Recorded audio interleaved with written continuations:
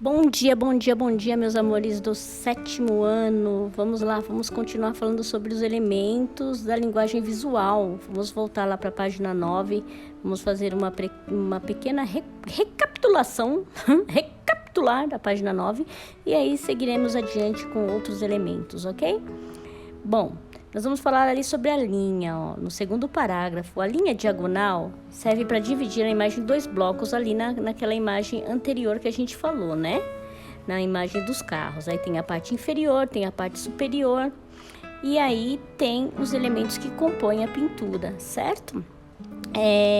A gente é uma linha imaginável que aparece. A gente não tá vendo essa linha lá na pintura dos carros, né, que a gente viu na aula passada, mas a gente imagina aquela linha, certo? Agora, lá no último parágrafo, fala lá: as linhas podem ser usadas para dar forma às imagens, enfatizar seus contornos e sugerir ao espectador sensações diferentes, dependendo do traçado e do material com que são criadas. Então, esse desenho, essa ilustração do galo, de Pablo Picasso, e que ele usa um único traçado aí, né, para fazer o desenho, uma ilustração de um galo. Ele não tira o lápis do papel, ele consegue, nesse traço, através da forma da linha, das curvas, da textura que ele faz, a crina do galo, por exemplo. Crista, desculpa, sempre falo crina. Crina de cavalo. A crista do galo, quando ele faz ela em espiral, né, várias ondinhas, dá a impressão que é uma pele mais mole, uma pele mais flexível, diferente do outro contorno mais firme, mais forte, que parece que tem volume ali, que é um galo gordinho, um galo fortinho, né? Então ele consegue dar essa sensação tudo através da forma como ele desenha. Vamos para a página 10.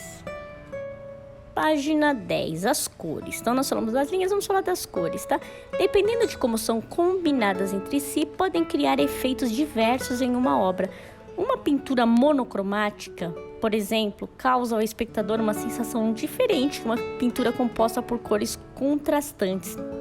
Uma pintura monocromática quer dizer uma pintura de uma única cor. Por exemplo, vou fazer uma pintura verde, uso verde claro, verde escuro, verde musgo, verde esmeralda, verde bandeira, verde folha, uso verde petróleo, uso uma porção de verdes.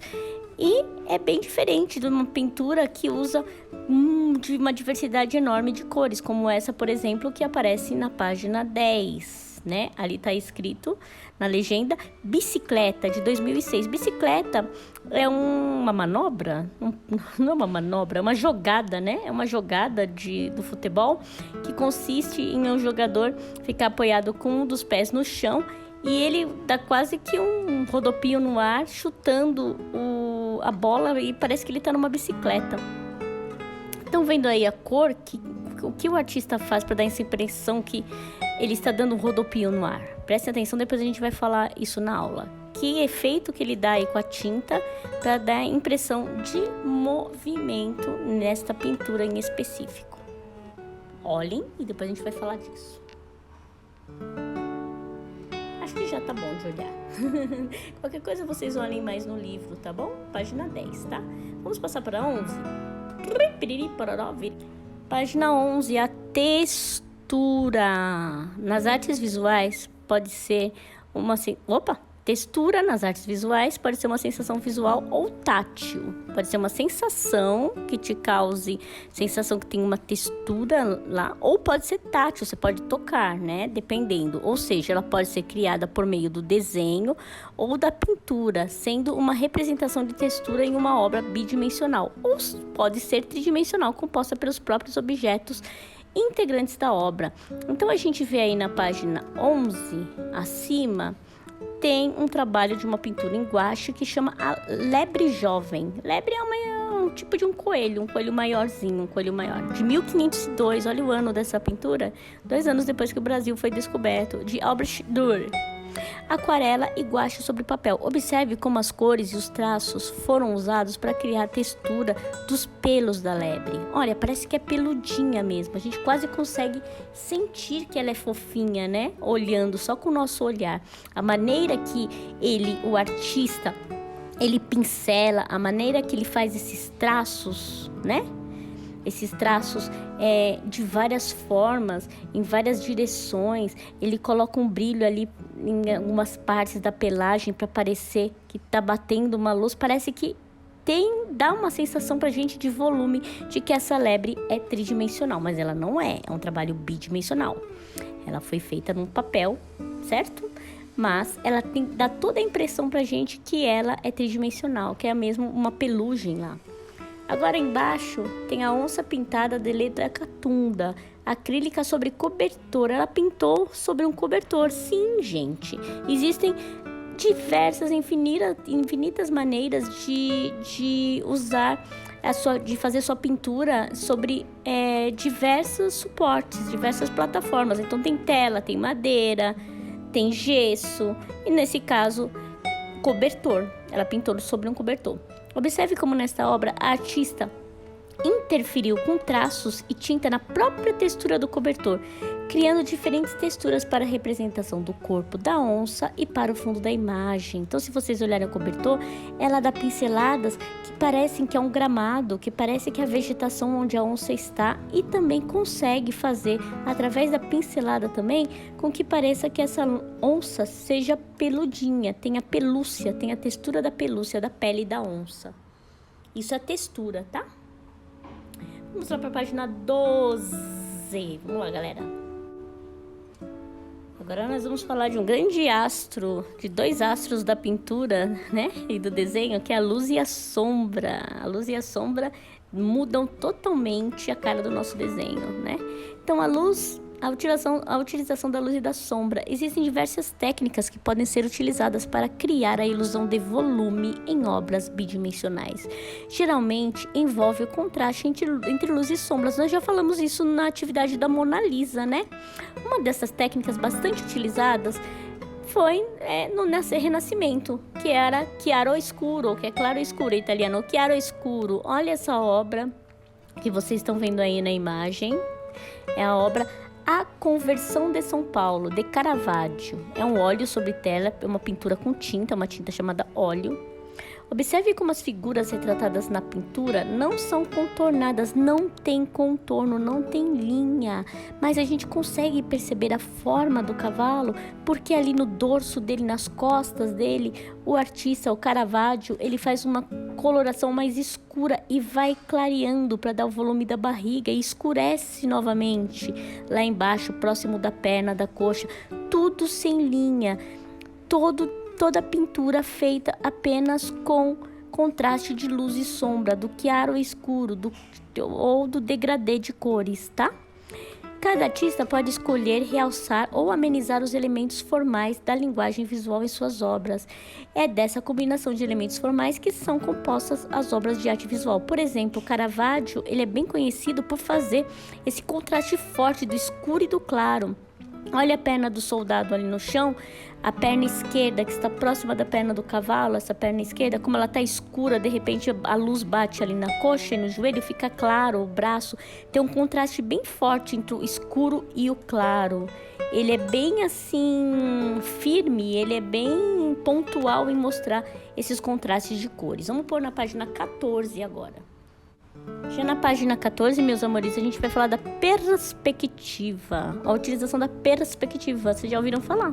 Sim, nós já falamos sobre isso no 6º ano, no 5º ano. A utilização da perspectiva em composições visuais define o ponto de vista do observador.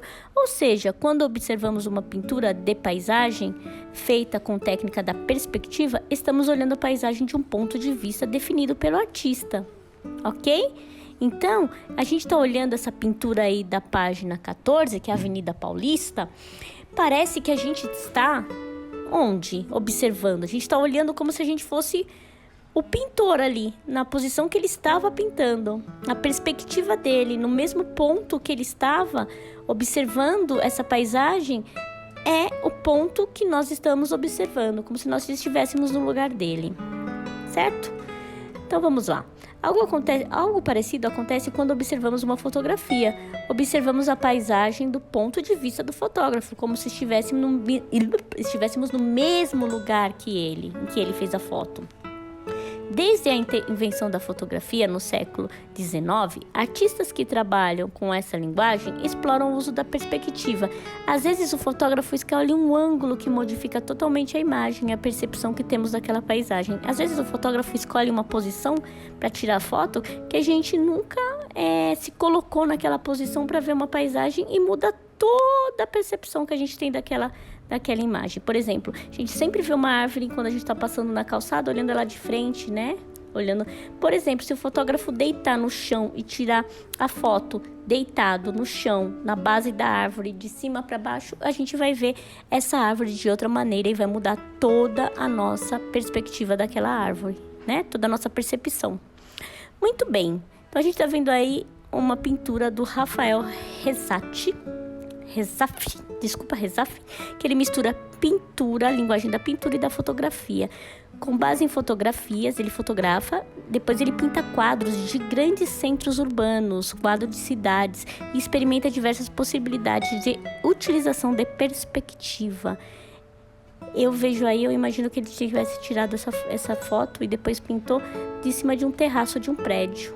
Eu sinto isso. Dá uma sensação de liberdade, né? Olhando essa paisagem aberta, né? Essa panorâmica da Avenida Paulista. Muito bonito esse quadro. Eu colocaria na minha sala.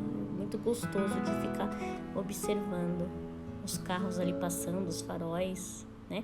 A curva que faz ali da avenida.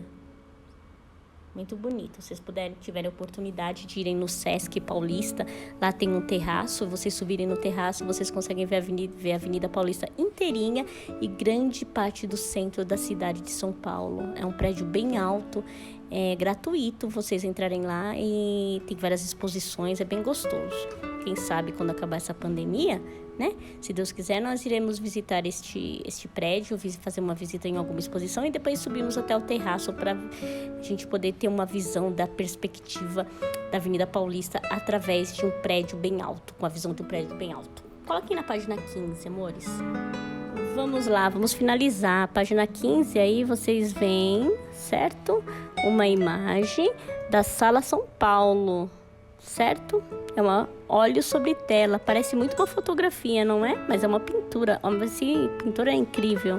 O Rafael, ele faz até o reflexo da água ali, que parece que acabou de chover ali no centro de São Paulo, né?